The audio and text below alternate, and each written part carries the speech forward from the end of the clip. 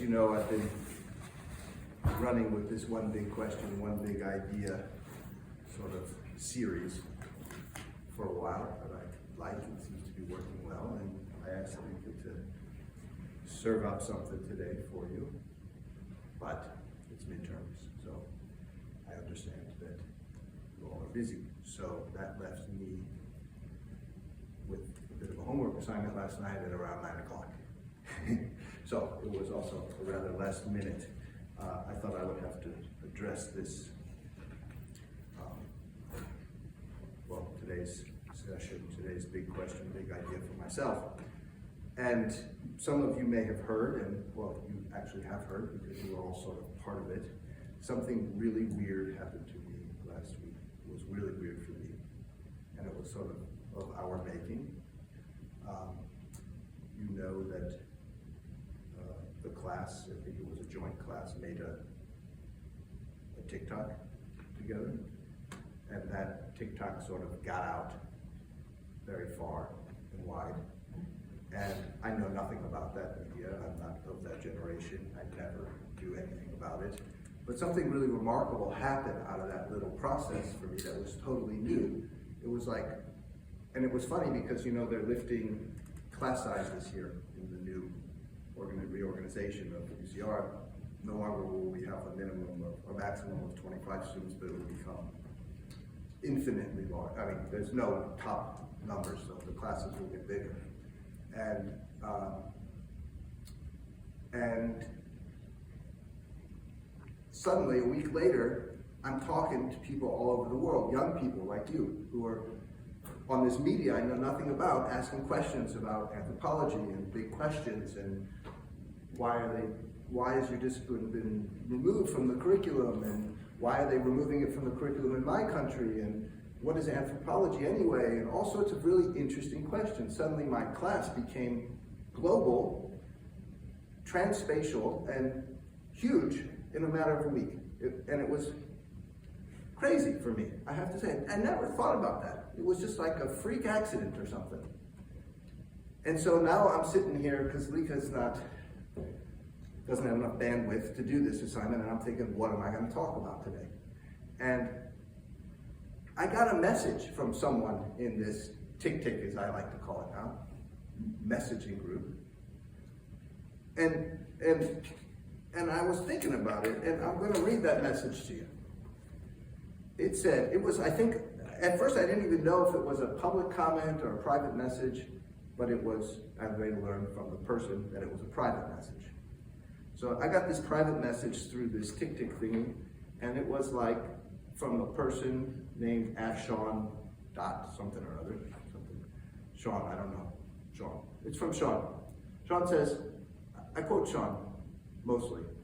I want to protect Sean's identity a little bit. I like your values. Why is anthropology still relevant? I have an offer from a university in the UK to study anthropology, and there is no point in studying a dying subject. Plead your case, not in a patronizing way. That was the question. And I'm thinking, that's a good question, that's a big question. And I'm thinking, there's this crazy new platform of talking to young people that I know nothing about, and this guy's asking me this question. And I'm thinking, I got an idea. It's a really weird idea, and I've been having a lot of weird ideas lately. But my idea was, I'm going to let Sean ask today's big question, and I'm going to propose the big idea. So we're going to do it together, and then I'm going to post this on my TikTok page, and I'm going to say, Sean, because my first response to Sean was, I can't answer that question in the text message. Let me think about it. And so now I've thought about it, and I'm going to reply to Sean's question today. And so the title of I think it's a collective lecture between Sean and me, is, of course, one big question, one big idea, just another day in this little place. So this is what I came up with last night. Sean's big question: is anthropology still relevant? That's the big question today.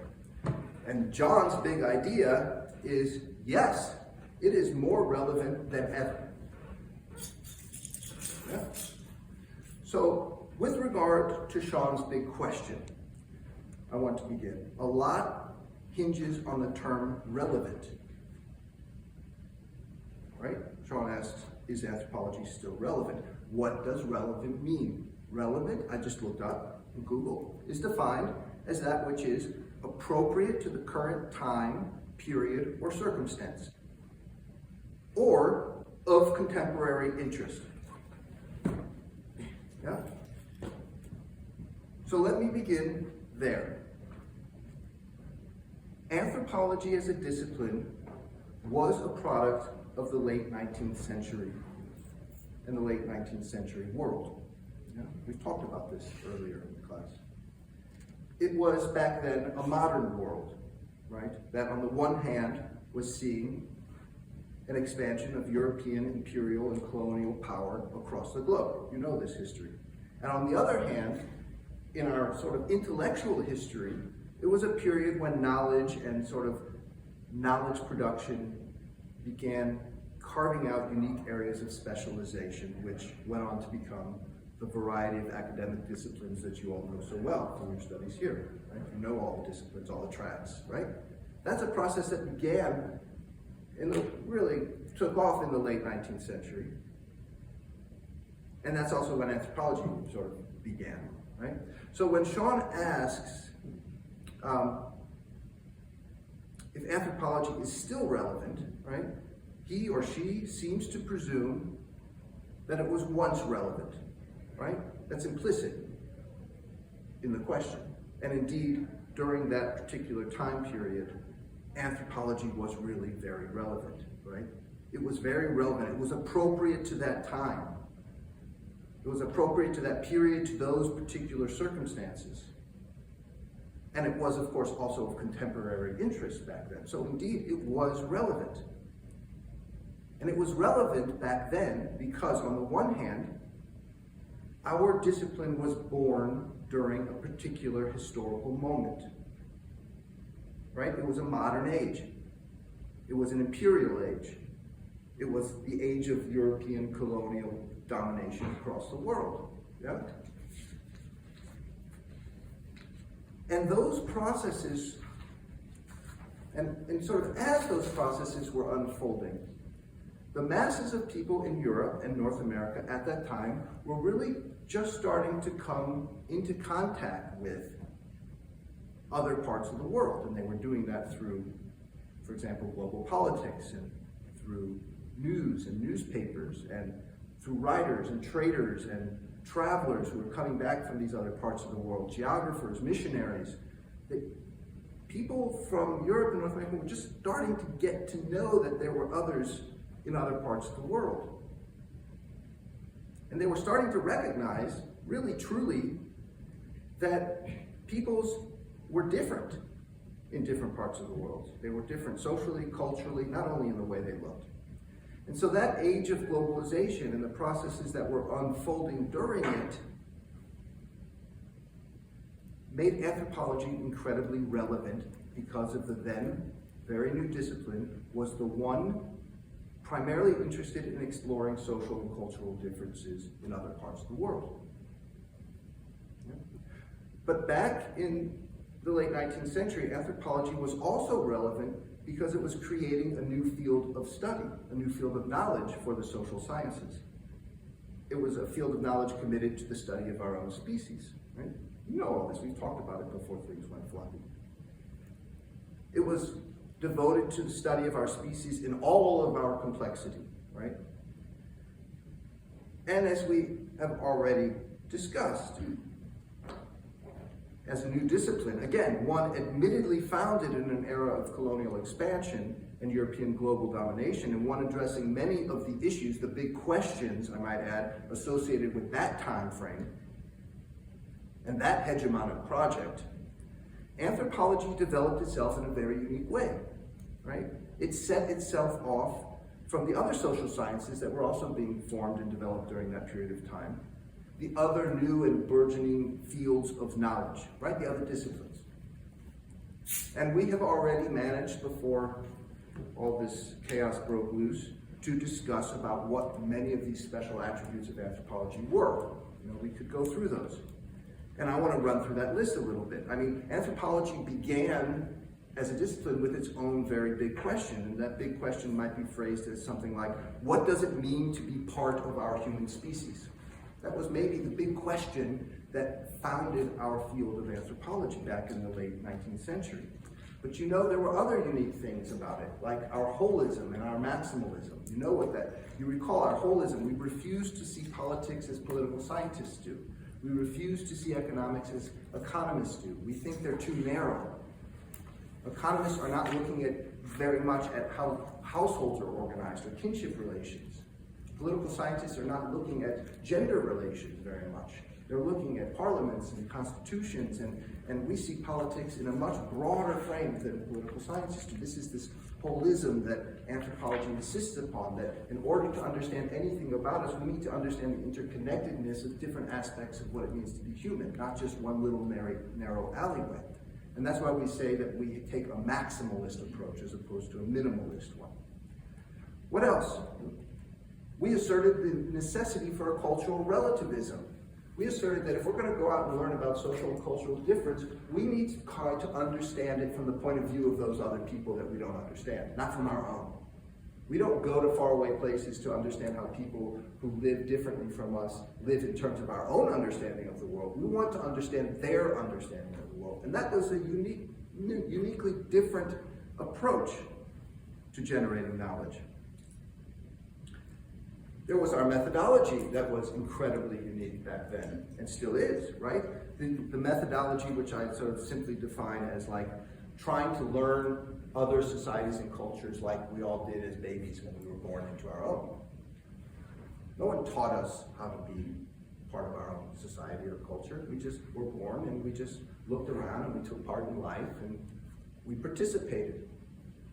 And then we became enculturated. That's the methodology of anthropology. You go somewhere different, you just live there, participate. And that's how we'll learn to understand other people's life worlds.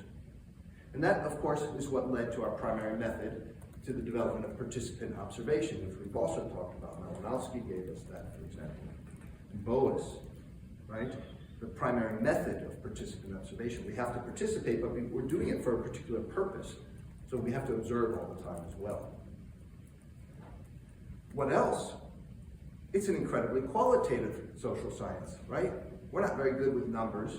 We like to describe, we're trying to give a qualitative impression of other societies and other cultures and other people's life worlds. It's no better or worse than a quantitative approach of the other social sciences. It's just different. And that became part of also what we were. And there was our mode of communication. We developed ethnography, now ethnographic film, as a way to present what we learn when we go out and do this type of research. It's a particular form of writing that, as sort of the title of this series is taken from, is about asking big questions in small places, right? That's our form of communication. And lastly, because of the historical moment in which anthropology was born, and as the sort of political economy of knowledge at that time was being sort of worked out, you know, anthropologists sort of got those far away places, those non-industrialized societies, those what they called simple societies, back then they even called them primitive societies, as their sort of forte, right? And the sociologists and the political scientists were working more sort of at home in Europe and in their own societies, right?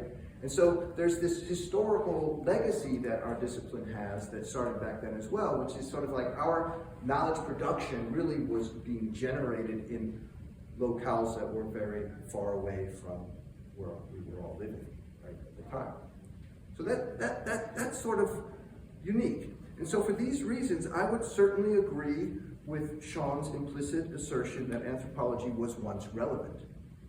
It was relevant during the late 19th century through, let's say, the mid-20th century, precisely because it was asking certain important questions about society and culture that were particularly relevant to that period in our history. Yeah? And because it was and did create a new social science, a new body of knowledge that was quite different from the others. And one focused again on this singular big question: how do we humans manifest ourselves collectively? Okay, so anthropology was relevant. But given that we are like seeing things happening around the world these days, strange things. And here I refer to what has just happened in our little place here, but also like what's happening across the Netherlands and across Europe and across the United States. You know, again, I'm referring to what I'm seeing every day, like literally on my kitchen table, in conversations with my friends, and hearing from students and what their parents who live in all sorts of places around the world are encountering today at their dinner table. I'm talking about shrinking spaces in our societies, spaces that are shrinking every day. And these spaces are shrinking within our institutions of higher learning as well, every day. We're witnessing it right here, right now. I'm teaching from the library because our other space is now not available.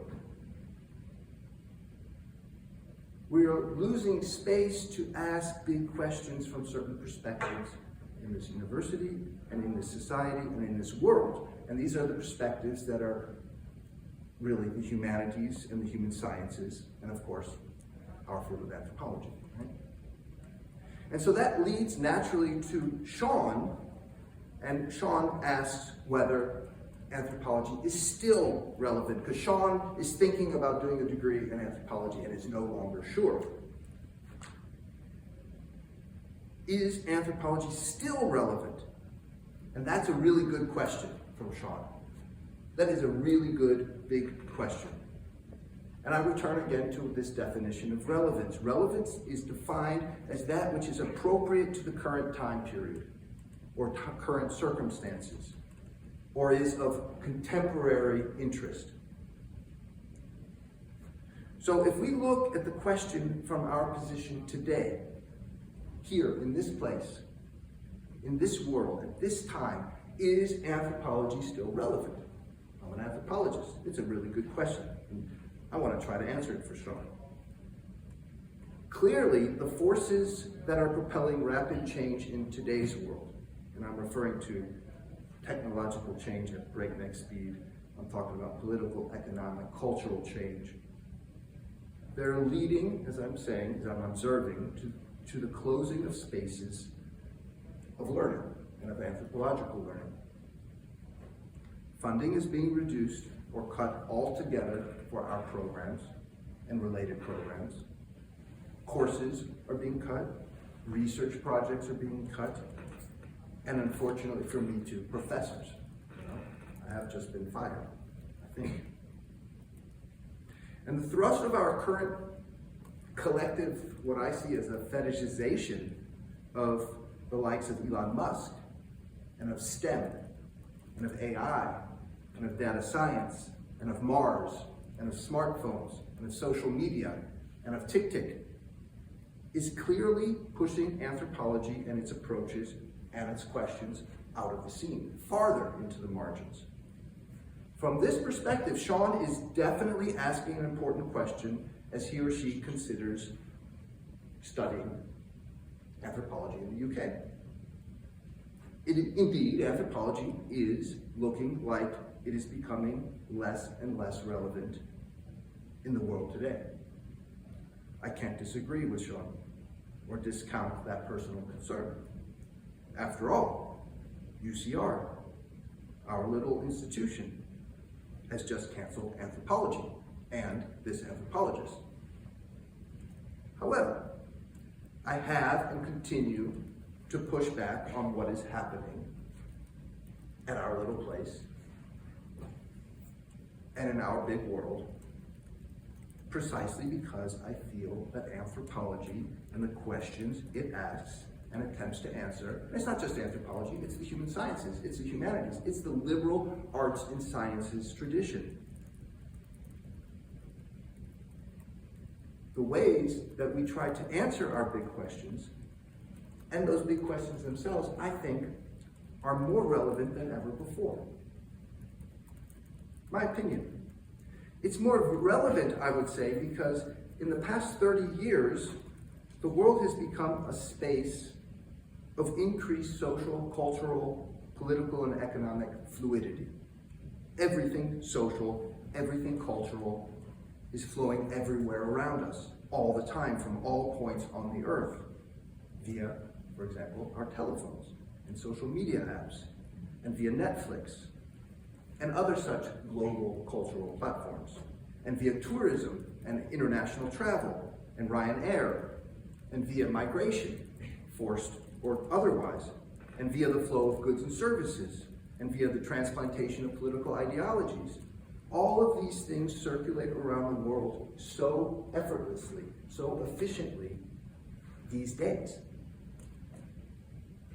And these more recent developments mean that all of us are living among and with social and cultural difference every single day of our lives, almost every minute, to greater and greater extents.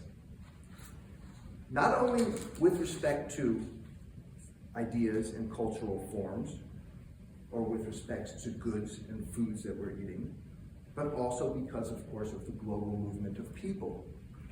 Just look at UCR and all of you in this room. You have come from all over the place. You have different cultures. You speak different languages. You have different habits. You have different ways of being in the world. You have different ideas about what it means to be a human. And look at many of your parents. Your parents, many of them, are coming from totally different parts of the world than you did, and from one another, like my children's parents. We work and play and live our everyday lives, and remember, just as a side note, that the study of anthropology is really the study of everyday life and everyday lives. We do that surrounded by more and more difference than ever before in the history of humanity. All of us, not just you. You all are here in this special place that's bringing you all together, but you're on the forefront of it. Everybody is.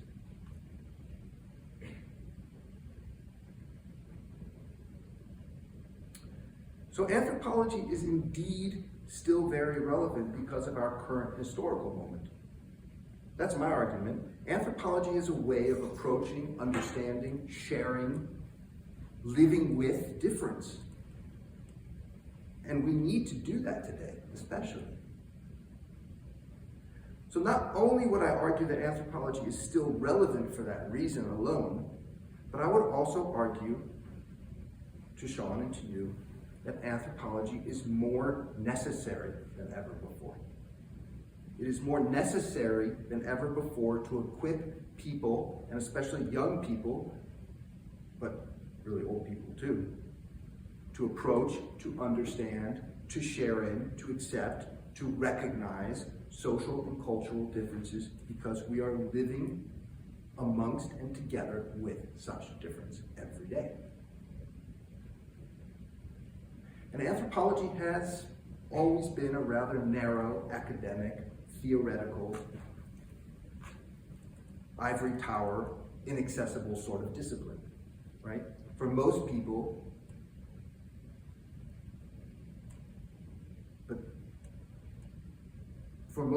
anthropology is distant, is unknown. But I think that anthropology really has gone awry there. And it's a criticism, I guess, of my discipline and many of my colleagues. I was trained in a heavily research-focused program where what was valued most was books and peer-reviewed articles and conferences, but not really teaching. But when I came here to this teaching institute, and after 21 years of sitting in classes with people like you, I really came to see that today, anthropology's most important task is to equip people, young people, to see anthropologically, and to think anthropologically, and to ask anthropological questions. And I think anthropology needs to become more popular, so to speak. It needs to become much more accessible, much more public, and thus much more useful for all people who are simply living their own everyday lives in this particular world. Anthropology is, I would argue, a life skill. That's what I'm seeing it as, a life skill that we all need and that we should all have access to. Thus, anthropology is still relevant today, even if many are not recognizing that relevance, and it is more necessary than ever before because more and more of us need the skills and attitudes and understandings that anthropology teaches. So Sean, if you choose to study anthropology, I have to be honest that you may never find a job as an anthropologist. But I am very certain that you will gain a set of skills and perspectives that will serve you well in your long life to come, no matter how you decide to earn a living. Sean's big question, is anthropology still relevant? John's big idea, it is more relevant and necessary than ever. One big question, one big idea, just another day in this little place. Thanks.